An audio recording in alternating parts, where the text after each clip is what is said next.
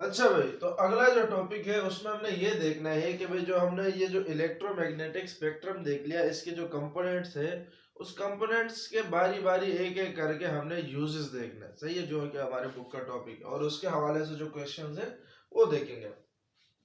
सबसे पहले आता है हमारे पास रेडियो वेव्स। देखो भाई, रेडियो वेव्स आपके कभी ना कभी आपने एफएम रेडियो तो इस्तेमाल किया ही होगा। सही है, एफएम रेडियो हो गया जिसमें हम क्रिकेट भी कभी सुना करते थे। जैसे टीवी जो होता है, अमूमन सबके घरों में होता है। आजकल तो टीवी की जरूरत भी नहीं है, मोबाइल आ गए। लेकिन जब पहले टीवी नहीं होता, टीवी होता था और जब बिजली चली जाती थी और कोई क्रिकेट चल रहा होता था, क्रिकेट का मैच चल रहा होता था, तो हम क्या करते थे, जल्दी से मोबाइल में हैंड फ्री लगा के उस तार को इधर उधर करके सिग्नल कैच करके वो रेडियो चलाते थे, ताकि किसी तरह से मैच के हाल अहवाल का पता चल जाए। और भी दीगर चीजें हम रेडियो पे सुनते हैं। तो वो जो एफएम रेडियो है उसपे आपके पास रेडियो वेव्स ही इस्तेमाल होती है। और ये जो आपके टीवी पे जो प्रोग्राम टेलीकास्ट होते हैं, जैसे कि वो हमारे पास अभी तो नहीं होते। अगर देखा हो आपने पुराने जमानों में, वो छतों पे, पुराने के अभी रिसेंटली खत्म हो गए, कि वो छतों पे वो बड़े बड़े से डिश लगाए होते थे कि सिग्नल को कैच करने के लिए, एंटीना जिसको हम कहते थे। तो उससे क्या करते थे, फिर वो टीवी चलता था, उसको सेट करते थे कि ताकि सिग्नल सही से आए और चैनल आ जाते थे। अब वो एंटीना जिस सिग्नल को कैच करता था वो भी रेडियो वेव्स होते हैं। सही है, तो रेडियो वेव्स के और भी बहुत सारे यूजेस है। जैसे हम ब्लूटूथ से डेटा ट्रांसफर करते हैं, उसमें भी रेडियो वेव्स इस्तेमाल होते हैं। एमआरआई जब हम करते हैं, जो कि एक मेडिकल प्रोसेस है, उसमें भी हमारे पास रेडियो वेव्स ही इस्तेमाल होते हैं, रेडियो वेव्स। अच्छा भाई, रेडियो वेव्स के बारे में अगर हम देखें, कुछ पॉइंट्स मैंने लिखे हैं। Radio waves have the highest wavelength in electromagnetic spectrum. अगर हम देखें तो हमने ये सीरीज देखी थी कि rich man in London use extra gold, यही सीरीज थी। कि भाई radio waves, microwaves, infrared waves, visible light, ultraviolet rays, X rays, gamma rays. सही है, तो जो मैंने कहा था, ये जो ऑर्डर है ये increasing decreasing order of wavelength का है। यानी सबसे ज्यादा वेवलेंथ रेडियो वेव्स का होता है और सबसे कम वेवलेंथ गैमा रेज का होता है। तो इसके बनिस्बत अगर मैं फ्रीक्वेंसी बोलूं तो सबसे कम फ्रीक्वेंसी रेडियो वेव्स की होगी और सबसे ज्यादा फ्रीक्वेंसी गैमा रेज की होगी। सही है, तो radio waves have the highest wavelength, सबसे ज्यादा वेवलेंथ होती है रेडियो वेव की इलेक्ट्रोमैग्नेटिक स्पेक्ट्रम में। अगर दूसरी बात की जाए इसमें कि भाई इसका सोर्स क्या है, तो सोर्स, देखो भाई, सोर्स अगर हम प्रोडक्शन की बात करें कि भाई रेडियो वेव्स पैदा कैसे होती है, तो सारी की सारी इलेक्ट्रोमैग्नेटिक वेव्स एक ही तरीके से पैदा होती है, जो कि हमने डिस्कस किया है कि भाई इलेक्ट्रिक फील्ड और मैग्नेटिक फील्ड का परपेंडिकुलरली ऑसिलेट करना, इसके थ्रू हमारे पास क्या पैदा होती है, इलेक्ट्रोमैग्नेटिक वेव्स। सही है, अब फिर उसमें अलग अलग तरह की वेव्स पैदा होती है, अलग अलग तरह के प्रोसेस से। तो एक प्रोसेस से हमारे पास रेडियो वेव्स भी पैदा होती है। जैसे इसका नेचुरल सोर्स तो ये है कि भाई स्टार्स में रेडियो वेव जो है वो नेचुरली पैदा होती है। लेकिन अगर हमें आर्टिफिशियली पैदा करनी है रेडियो वेव्स, तो हम क्या करते हैं कि भाई by oscillating the current and transmitting antenna, artificially radio waves are generated by oscillating the current and transmitting antenna। देखो भाई, अभी मैंने आपको बोला कि भाई जब हम एफएम रेडियो सुनते थे, क्या करते थे, एफएम रेडियो सुनते थे अपने मोबाइल में। ये हमारा मोबाइल है, ये हमारा एफएम रेडियो है। तो एफएम रेडियो ये हमारा मोबाइल है, इसमें हमने एफएम रेडियो सुनना है। एफएम रेडियो का मैंने मान लो एक चैनल है 106.2, 106.2 स्टेशन का चैनल है। अब उस पर मैं कुछ सुन रहा हूं, सही है, अपने मोबाइल में। तो होता ये है कि एक एंटीना हमारे पास इस स्टेशन पे होता है और एक एंटीना हमारे पास मोबाइल में होता है। सही है, ये जो स्टेशन का एंटीना होता है ये कहलाता है ट्रांसमिटिंग एंटीना, ये रेडियो वेव्स को ट्रांसमिट करता है। और जो हमारे पास मोबाइल में जो एंटीना होता है वो कहलाता है रिसीविंग एंटीना, ये रेडियो वेव्स को रिसीव करता है, कैच करता है, सही है। तो ये जो ट्रांसमिटिंग एंटीना होता है इसमें जब हम रेडियो वेव्स प्रोड्यूस करते हैं, वो कैसे प्रोड्यूस होती है कि भाई इलेक्ट्रिक करंट को ऑसिलेट करने से, मैंने आपको बोला था ना कि इलेक्ट्रॉन को जब मूव कराया जाता है, इलेक्ट्रॉन को क्या कराया जाता है, मूव कराया जाता है, तो उससे पैदा होता है हमारे पास क्या, करंट, सही है। तो उसी करंट को जब ऑसिलेट कराया जाए तो उससे पैदा होती है रेडियो वेव्स। और कहां पे ऑसिलेट कराया जाए, ट्रांसमिटिंग एंटीना। ट्रांसमिटिंग एंटीना कहां पे होता है, स्टेशन पे होता है, जहां से वो चैनल आ रहा होता है, सही, जो चैनल का आप सुन रहे हो, तो वहां से वहां पे उनका भी एक एंटीना लगा होता है जिसके थ्रू वो रेडियो वेव्स भेज रहे होते हैं। तो वहां पे जो लगा होता है उसको हम कहते हैं ट्रांसमिटिंग एंटीना। और जो हमारे पास मोबाइल में होते हैं, यहाँ पर छतों पे लगा होता है, वो कहलाता है रिसीविंग एंटीना, सही है। अच्छा, तो ट्रांसमिटिंग एंटीना में भाई प्रोड्यूस कैसे होती है, करंट की ऑसिलेशन के थ्रू, सही है। अगला जो चीज मैंने लिखी है कि भाई radio waves can diffract around hill, so radio can receive signals if the hill blocks the direct route of radio waves. देखो भाई रेडियो वेव की एक खासियत ये भी है कि भाई इनकी वेवलेंथ ज्यादा होती है, और जब वेवलेंथ ज्यादा होती है किसी वेव की तो वो बड़ी आसानी से डिफ्रैक्ट कर जाती है। डिफ्रैक्ट करने का मतलब ये है कि भाई अगर आपके पास कोई ब्लॉक आ गया, ब्लॉकेज आ गई, जैसे मान लो एक हिल आ गया,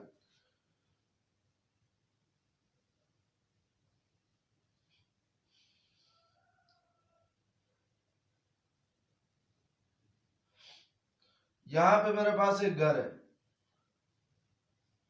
सही है। यहां से मैं एक तो रेडियो वेव्स भेज रहा हूं,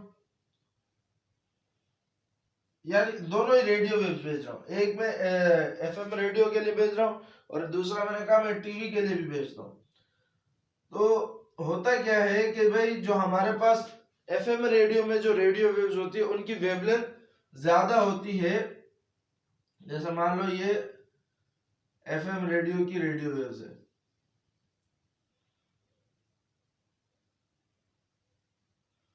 और ये मेरे पास टीवी के लिए रेडियो वेव्स है।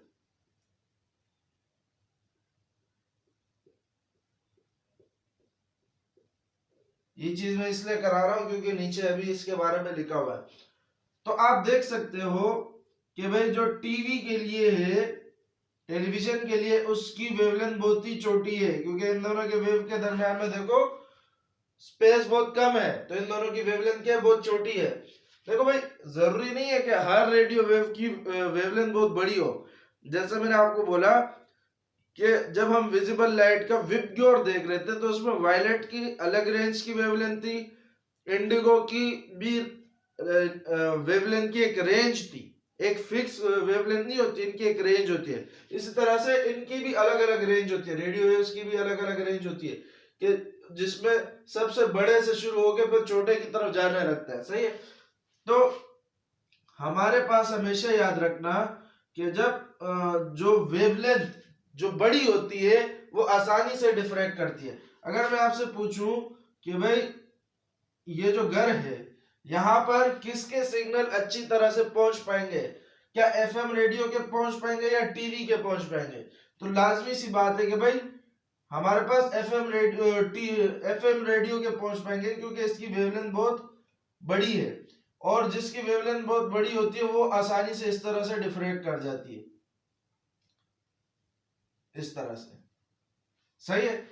और जिसकी वेवलेंथ बड़ी नहीं होती वो डिफ्रैक्ट आसानी से नहीं कर पाती, जैसे ये कुछ यूं डिफ्रैक्ट कर जाएगी और सीधी सीधी निकल जाएगी, सही है।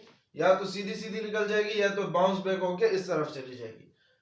ये जो फिनोमेना होता है ये कहलाता है डिफ्रैक्शन। अगर आप लोगों ने पहला चैप्टर देखा हो, पहले चैप्टर में भी हमने डिफ्रैक्शन डिस्कस किया है। उसमें हम करते क्या है कि भाई ऐसा बैरियर लगा होता है,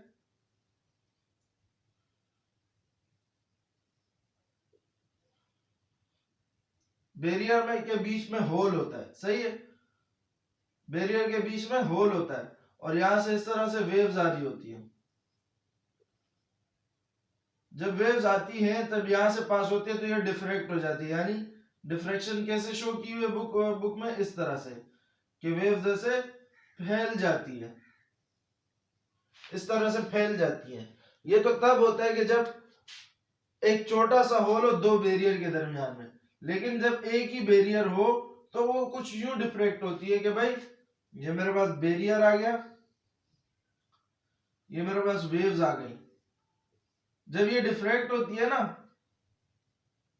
तो वो इस तरह से डिफ्रेक्ट होती है।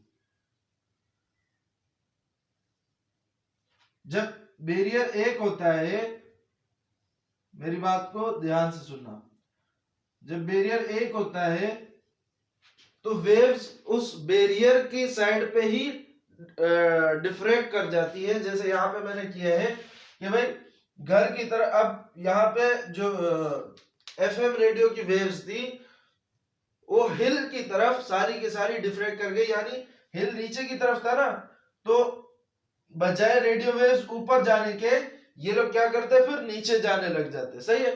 तो जैसे कि मैंने यहाँ पे भी शो किया कि भाई जहां पे रुकावट होती है ना, रुकावट से गुजरने के बाद वो फिर उसी तरफ मुड़ जाते हैं जिस तरफ रुकावट होती है। सही है।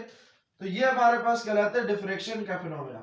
अब चूंकि रेडियो वेव्स डिफ्रेक्ट कर जाते हैं, मतलब ये है कि भाई हमारे पास अगर कोई बीच में पहाड़ी वगैरह भी आ जाए तो हमारे पास रेडियो वेव्स जो है फिर भी सिग्नल लेके जाते हैं। तो इसी पे एक क्वेश्चन भी बना है आपकी बुक में कि भाई what is the main advantage of using radio waves in communication, कि भाई कम्युनिकेशन में रेडियो वेव्स को क्यों इस्तेमाल करने का जो मेन एडवांटेज है वो बताए। तो वो यही है कि भाई कि ये डिफ्रेक्ट कर जाती है, अगर इसके सामने कोई हिल या पहाड़ी भी आ जाए तो भी ये डिफ्रेक्ट कर जाती है। और डिफ्रेक्ट क्यों करती है अभी हमने बताया कि भाई बड़ी बड़ी वेवलेंथ होती है इसकी। अच्छा भाई, तो ये तो हो गया डिफ्रेक्शन का फिनोमेना। अब इसके दो एप्लीकेशन जो बुक में लिखे हुए हैं, एक रेडियो सिस्टम और एक टेलीविजन सिस्टम। रेडियो सिस्टम में इसके लिखा हुआ है, जैसे आप लोगों ने अक्सर देखा होगा कि आजकल वायरलेस माइक आ गए। पहले तो माइक के साथ एक लंबी तार जुड़ी होती थी, वो स्पीकर में लगी होती थी, लेकिन आजकल माइक के नीचे तार ही नहीं होता और माइक पकड़ा होता है, स्पीकर से आवाज निकल रही होती है। तो वो होता ये है कि भाई एक एंटीना आपके माइक में लगा होता है, एक एंटीना आपके स्पीकर में लगा होता है। दिखता तो नहीं है, अंदर ही अंदर कुछ ऐसा सिस्टम किया होगा, जुगाड़ किया होगा, लेकिन एंटीना तो होता है भाई सिग्नल को ट्रांसमिट करने के लिए और सिग्नल को कैच करने के लिए। एक एंटीना यहाँ पे, एक एंटीना यहाँ पे। ये माइक का एंटीना है, ये स्पीकर का है। अच्छा भाई, माइक वाले को माइक्रोफोन का है। सही है। जब माइक में आप बोलते हैं तो उसमें वो जो आपका बोलना है वो वेव्स की फॉर्म में जनरेट होके आपके लाउड स्पीकर तक पहुंचाता है, और वो loud speaker same to same उस वेव को साउंड में फिर कन्वर्ट कर देते हैं। जैसे यहाँ पे लिखा है, a microphone controls the current to the antenna. सही है। माइक्रोफोन जो है करंट को एंटीना तक लेके जाता है। करंट को एंटीना तक लेके जाने का मतलब ये है कि जो आपने आवाज निकाली है वो करंट में तब्दील होके फिर उसको एंटीना तक पहुंचाया जाता है। एंटीना फिर उसको वेव्स में बदल देता है। यहाँ पे देख सकते हैं आप कि so that the radio waves pulsate, यानी जब आप बोलते हैं तो माइक में करंट जो है जनरेट होता है और वो करंट कहां तक जाता है, एंटीना तक जाता है। अब जब एंटीना पे जाता है तो एंटीना पे जाके वहां पे क्या होता है, रेडियो वेव्स पल्सेट होती है, यानी रेडियो वेव जनरेट होती है। जो रेडियो वेव जनरेट होती है वो फिर आगे जाती है। आगे कहां पे जाती है भाई, स्पीकर की तरफ जाती है। तो the incoming pulsation in radio receiver, तो स्पीकर में एक रेडियो रिसीवर भी लगा होगा ना, जैसे एक भेजने वाले ट्रांसमीटर, एक लेने वाले रिसीवर। तो receiver control a loud speaker. Receiver किसको कंट्रोल करता है, लाउड स्पीकर। ट्रांसमीटर किसको कंट्रोल कर रहा था, माइक्रोफोन में लगा होता यानी माइक में लगा होता, और रिसीवर किस में लगा होता है, लाउड स्पीकर में। सही है, जो कि आपके ओरिजिनल साउंड की कॉपी बना देता है। जो आपके रेडियो वेव गई होती है माइक्रोफोन से लाउड स्पीकर तक, तो लाउड स्पीकर का एंटीना जब उसको दोबारा करंट में तब्दील करता है, जिससे लाउड स्पीकर में आवाज है, तो जब वो दोबारा करंट में तब्दील करता है तो आपके बिल्कुल सेम टू सेम साउंड में तब्दील कर देता है जो कि आपने माइक में बोला था। ये काम विद इन सेकंड्स होता है, सेकंड्स का भी आधे आधे हिस्से में होता है, यानी बहुत जल्दी काम होता है, क्योंकि रेडियो वेव्स बहुत तेजी से मूव करती है, इलेक्ट्रोमैग्नेटिक वेव्स बहुत तेजी से मूव करती है, जो कि हमने देखा है। कितनी स्पीड है? 3 × 10⁸ मीटर पर सेकेंड। एक तो यूज केस इसका ये है। दूसरा यूज केस इसका ये है कि इन टेलीविजन कम्युनिकेशन, अच्छा टेलीविजन कम्युनिकेशन में हम बहुत हाई फ्रीक्वेंसी या फिर ultra high frequency, high frequency, very high frequency और अल्ट्रा हाई फ्रीक्वेंसी का मतलब ये है, देखो भाई इसमें एक कैटेगरीज आती है। एक होती है लो फ्रीक्वेंसी, मैंने अभी आपको बताया ना, जैसे अभी मैं सिर्फ और सिर्फ अगर रेडियो वेव्स की रेंज की बात कर रहा हूं, तो मैं यानी मान लो मैं इस बॉक्स के अंदर की बात कर रहा हूं और मैंने इन सबको भूल गया हूं, मैं देख रहा हूं कि यहाँ पे इस रीजन पे फ्रीक्वेंसी सबसे लो है, फिर जैसे जैसे मैं आगे बढ़ता जा रहा हूं तो फ्रीक्वेंसी क्या होती जा रही है? बढ़ती जा रही है, और इस रेंज पे वेवलेंथ सबसे बड़ी है, लेकिन आगे आगे जाते हैं फ्रीक्वेंसी बहुत कम होती जा रही है। तो यानी रेडियो वेव्स की इस रेंज में वेवलेंथ सबसे बड़ी है और फ्रीक्वेंसी सबसे कम है, और रेडियो वेव्स की इस रेंज में फ्रीक्वेंसी सबसे ज्यादा है और वेवलेंथ सबसे छोटी है। तो यानी ये वाली जो रीजन है ये कहलाता है अल्ट्रा हाई फ्रीक्वेंसी वाला।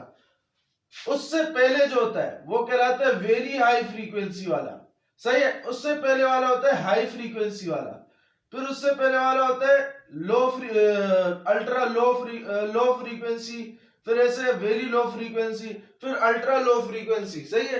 तो जो अल्ट्रा वाला वर्ड होता है ना वो वेरी से भी ऊपर होता है, यानी कुछ तो वेरी हाई फ्रीक्वेंसी, बहुत ज्यादा हाई फ्रीक्वेंसी, कुछ वेरी हाई फ्रीक्वेंसी से भी ज्यादा फ्रीक्वेंसी वाली, जिसको हम कहते हैं अल्ट्रा, अल्ट्रा में आ जाता है।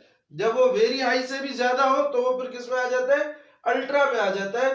तो टेलीविजन के लिए जब हमने प्रोग्राम टेलीकास्ट करने होते हैं, टीवी में जब प्रोग्राम टेलीकास्ट करने होते हैं, तो उसमें हम जो रेडियो वेव्स इस्तेमाल करते हैं वो या तो वेरी हाई फ्रीक्वेंसी के होते हैं या तो अल्ट्रा हाई फ्रीक्वेंसी के होते हैं, जो कि हम टेलीविजन प्रोग्राम को टेलीकास्ट करने के लिए यूज करते हैं। अच्छा, जब अगर इनकी फ्रीक्वेंसी इतनी ज्यादा है तो वेवलेंथ क्या होगी? बहुत छोटी होगी। और अभी मैंने आपको बताया कि भाई जब वेवलेंथ छोटी हो तो उसको डिफ्रैक्ट करने में बहुत मुश्किल होती है, जब वेवलेंथ छोटी हो तो उसको डिफ्रैक्ट करने में बहुत मुश्किल होती है। इसी वजह से हमारे पास these waves do not diffract due to shorter wavelength, so there must be straight path between the transmitting and receiving antenna for good reception। अगर आपको चैनल अच्छे से देखना है, यानी उसमें कोई खराबी वराबी ना आए, वो तो आपको क्या करना होगा कि भाई जो ट्रांसमिटिंग एंटीना और रिसीविंग एंटीना उसके बीच में रुकावटें ना हो, बिल्कुल स्ट्रेट पाथ हो, सही है, तभी आपको गुड रिसेप्शन मिलेगा, यानी अच्छे सफाई से देखने को मिलेगा, सही है। So there must be straight path, बिल्कुल सीधा सीधा रास्ता होना चाहिए। अच्छा, ये हो गया हमारे पास रेडियो वेव्स। उसके बाद आता है हमारे पास माइक्रोवेव्स। माइक्रोवेव्स क्या है भाई? Microwaves have shorter wavelength and higher frequency range than all radio waves, सही है। सारे के सारे, क्योंकि आर के बाद तो एम ही आता है, तो रेडियो वेव्स की वेवलेंथ सबसे ज्यादा, तो माइक्रोवेव्स की वेवलेंथ रेडियो वेव से कम होगी। तो यहाँ पे ये लिखा हुआ है माइक्रोवेव्स हैव शॉर्टर वेवलेंथ, और रेडियो वेव्स की फ्रीक्वेंसी सबसे कम, तो माइक्रोवेव्स की फ्रीक्वेंसी उससे ज्यादा होगी। तो यहाँ पे ये लिखा हुआ है higher frequency than all radio waves, सारे के सारे रेडियो वेव्स है। यहाँ पे रेंज की रेंज आप देख सकते हो, ये रेंज लिखा हुआ है, शॉर्टर वेवलेंथ रेंज और हायर फ्रीक्वेंसी की रेंज। ये बता रहा है कि भाई जो हमारे पास वेवलेंथ होती है और फ्रीक्वेंसी होती है, ये रेंज में होती है, एक फिक्स वैल्यू नहीं होती है हमारे पास, सही है। और यहाँ पे एक रेफरेंस भी दे दिया गया कि ये रेडियो वेव्स के एतबार से बताया गया, सारे इलेक्ट्रोमैग्नेटिक वेव्स के एतबार से नहीं बताया गया, क्योंकि इससे हाई फ्रीक्वेंसी फिर किसकी है? इंफ्रारेड वेव्स की है, फिर उससे हाई फ्रीक्वेंसी विजिबल लाइट की है, अगर इससे सबसे हाई फ्रीक्वेंसी लेंगे तो गैमा रेस की है, तो फिर ये हायर फ्रीक्वेंसी गलत हो जाएगा अगर मैं यहाँ पे देन ऑल रेडियो वेव्स ना लिखूं। सही है, तो ये रेफरेंस देना लाजमी है। अगर मैं ये रेफरेंस नहीं दूंगा तो ये हायर फ्रीक्वेंसी के लिए फिर यहाँ पे सब गैमा रेज आएगा, क्योंकि गैमा रेज की अब सबसे हायर फ्रीक्वेंसी होती है। अच्छा भाई, these waves are usually generated inside a specialized oven by an electron tube। देखो भाई इलेक्ट्रॉन ट्यूब का फिर से जिक्र आ गया, उसमें कराते गए कि भाई इलेक्ट्रॉन को हम ऑसिलेट कराते, जिससे होता क्या है, इलेक्ट्रॉन को ऊपर नीचे कराते, जिससे होता क्या है, मैग्नेटिक फील्ड और इलेक्ट्रिक फील्ड आपस में परपेंडिकुलरली ऑसिलेट करती है, जिसकी वजह से इलेक्ट्रोमैग्नेटिक वेव जो कि एक माइक्रोवेव भी प्रोड्यूस होता है। These वेव अच्छा ये कुछ स्पेशलाइज्ड ओवन में, इनसाइड द स्पेशलाइज्ड ओवन वगैरह में जनरेट किए जाते हैं, इलेक्ट्रॉन ट्यूब में, वैक्यूम ट्यूब भी कहते हैं इसको। ज्यादा डिटेल इसकी है ही नहीं, बस यही तक इसको रखना है। अच्छा भाई, these waves are highly directional। अच्छा ये सबसे इंपॉर्टेंट बात है इसकी कि भाई ये वेव सबसे बहुत ज्यादा डायरेक्शनल होती है, यानी इधर उधर नहीं मूव करती। जैसे कि अगर बीच में कोई बैरियर आ गया तो ये नहीं है कि वो मुड़ के दूसरी तरफ चली जाए, ये बहुत ही हाईली डायरेक्शनल होती है। जैसे माइक्रोवेव्स को इस्तेमाल किया जाता है सैटेलाइट प्रोग्राम को टेलीकास्ट करने के लिए, यानी हमारे पास जैसे सैटेलाइट फोन होते हैं, सैटेलाइट फोन ऐसे फोन होते हैं कि हमारे पास ये नॉर्मल फोन से बिल्कुल अलग होते हैं, क्योंकि नॉर्मल फोन को जब सिग्नल कैच करना होता है तो अमूमन आप लोगों ने देखा होगा टावर वगैरह लगे होते हैं, वहां से सिग्नल कैच हो जाते हैं। लेकिन अगर आप ऐसे एरिया में जाए जहां पे टावर है ही नहीं, जैसे मिसाल के तौर पे आप बीच समुद्र में चले गए, चलो वहां पे भी अगर टावर लगा दिया, आप रेगिस्तान में चले गए, आप ऐसी जगह चले गए जहां पे टावर है ही नहीं, तो वहां पे फिर हम इस्तेमाल करते हैं, अल्लाह आपका भला करे, सैटेलाइट फोन को। सैटेलाइट फोन से होता क्या है कि भाई आपके फोन से कनेक्शन जाता है सैटेलाइट पे, सैटेलाइट जो दुनिया के बाहर घूम रहे, और वो सैटेलाइट फिर आपको, जिसको आप कॉल कर रहे हो, उससे आपको जोड़ता है, उसकी तरफ माइक्रोवेव भेज के आपको उससे जोड़ता है, उसका फोन आपका फोन उस तक भेजता है। सही है, तो ये जो रेडियो वेव्स का सैटेलाइट की तरफ जाना और सैटेलाइट से रेडियो वेव्स की तरफ आपके फोन से माइक्रोवेव्स का, रेडियो वेव्स नहीं माइक्रोवेव्स का सैटेलाइट की तरफ जाना, और फिर सैटेलाइट से माइक्रोवेव्स का उस दूसरे फोन की तरफ जाना। तो ये देखो, ये बस यहाँ से दुनिया से बाहर के जाने की बात की जा रही है।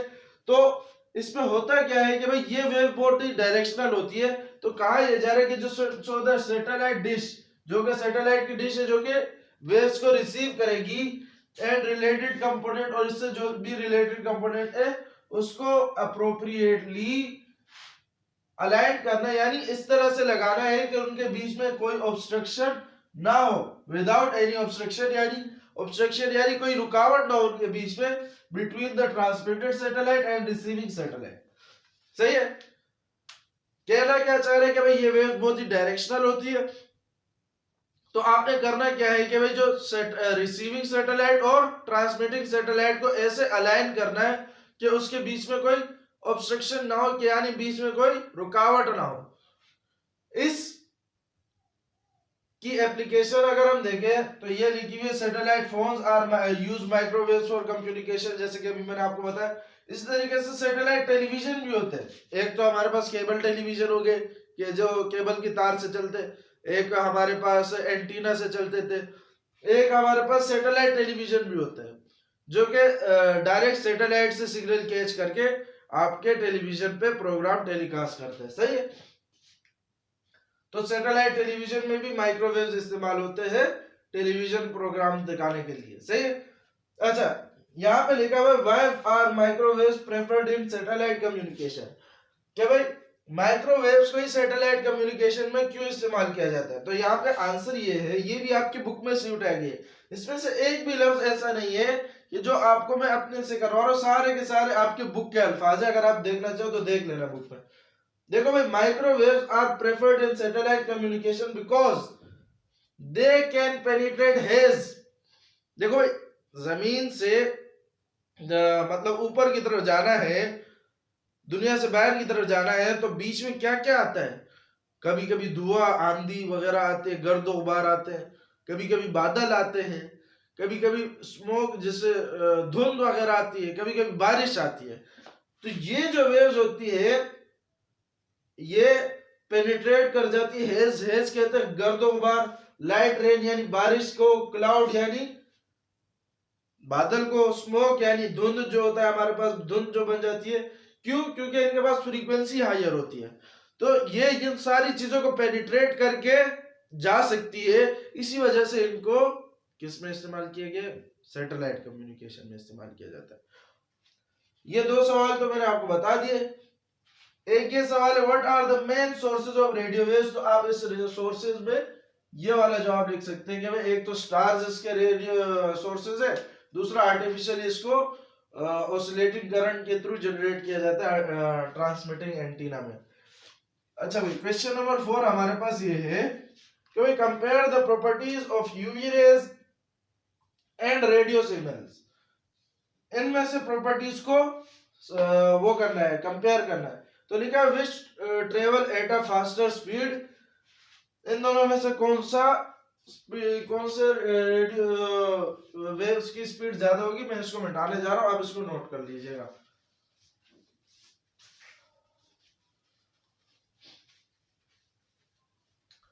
इस क्वेश्चन का आंसर लिखते हैं कि भाई which wave travel at a faster speed. तो हम यहां लिख देंगे पहले के जवाब में both UV rays and radio waves, radio signals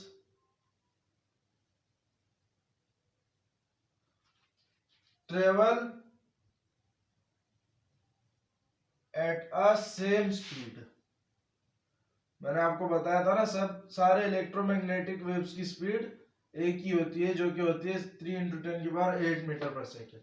दूसरे का जवाब कुछ यूं आएगा कि भाई which wave have a greater frequency. तो उसको आप इस सीरीज से याद कर सकते हो कि भाई rich man in London use extra gold.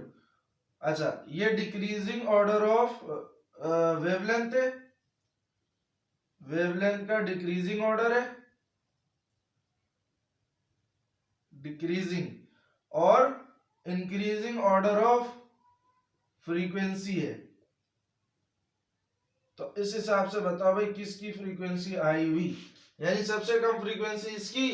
तो अल्ट्रावायलेट वेव्स की लाजमी सी बात है, क्योंकि फ्रीक्वेंसी उस तरफ बढ़ रही है। तो रेडियो वेव और अल्ट्रावायलेट वेव इन दोनों के कंपैरिजन करा रहे हैं लोग, तो इसमें से फ्रीक्वेंसी अल्टीमेटली किसकी आई होगी? अल्ट्रावायलेट वेव की। तो हम लिख देंगे कि भाई UV rays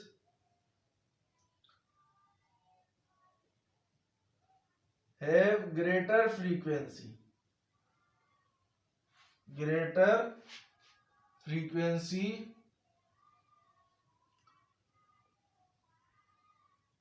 than radio signals।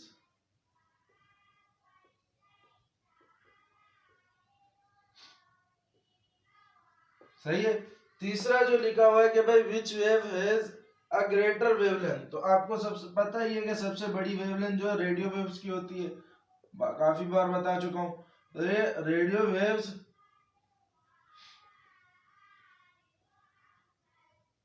यहाँ लिखा है, रेडियो सिग्नल इस्तेमाल किया ना, तो यहाँ सिग्नल ही लिख देते हैं, एक ही बात है, वेव सिग्नल रेज।